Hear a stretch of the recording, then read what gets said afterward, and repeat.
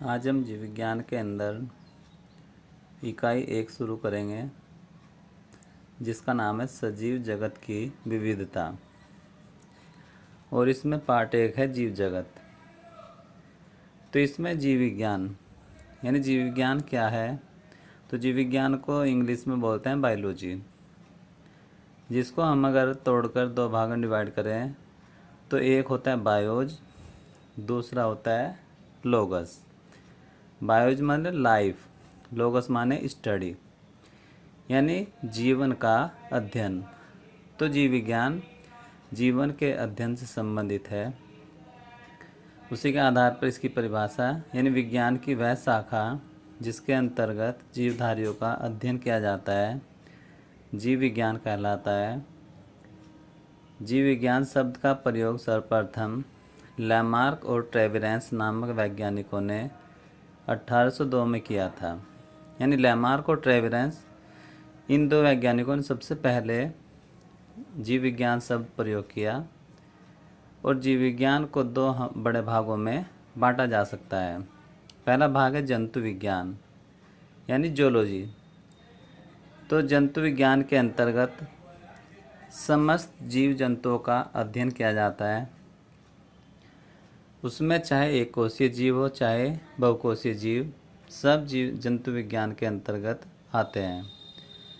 सबसे पहले अरस्तु ने जंतुओं का अध्ययन किया था, जिस कारण उन्हें जंतु विज्ञान का पिता यानी फादर ऑफ जूलॉजी कहते हैं। फिर जीव विज्ञान का पिता भी अरस्तु को ही कहा जाता है, क्योंकि सबसे पहले जंतुओं को और पौधों को इन्होंने 2 बड़े भागों में बांटा था। दूसरा बड़ा भाग है वनस्पति विज्ञान यानी बॉटनी, जिसके अंतर्गत हम समस्त पेड़ पौधों का अध्ययन करते हैं। और वनस्पति विज्ञान के जो जनक हैं यानी पिता हैं वह हैं थियोफ्रेस्टस, यानी थियोफ्रेस्टस को फादर ऑफ बॉटनी कहा जाता है। सजीव क्या है, हम किस जीव को सजीव कह सकते हैं या कौन सजीव हो सकता है। तो सजीव के अपने विशेष लक्षण होते हैं, जिसके आधार पर हम देखकर बता सकते हैं कि कौन सजीव है और कौन निर्जीव है। यानी सजीवों में कुछ विशेष लक्षण है, जैसे वृद्धि करना, जनन करना, पर्यावरण के प्रति संवेदनशीलता रखना और उसके प्रति अनुकूल क्रिया करना, उपापचय, स्वयं की प्रतिलिपि करना, स्वयं को संगठित करना, प्रतिक्रिया करना तथा उद्गम आदि प्रमुख लक्षण हैं, जो सजीवों के मुख्य लक्षण हैं। फिर इन्हीं के आधार पर हम इनको अलग अलग लिख लेते हैं, जिसमें जीवधारियों के सभी लक्षण आ जाते हैं।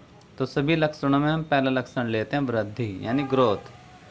सभी जीव वृद्धि करते हैं। पौधों में यह वृद्धि जीवन पर्यंत कोशिका विभाजन द्वारा संपन्न होती रहती है, यानी पौधे जीवन पर्यंत वृद्धि करते रहते हैं। प्राणियों में यह वृद्धि कुछ आयु तक हो सकती है, लेकिन कोशिका विभाजन विशिष्ट ऊतकों में होता रहता है।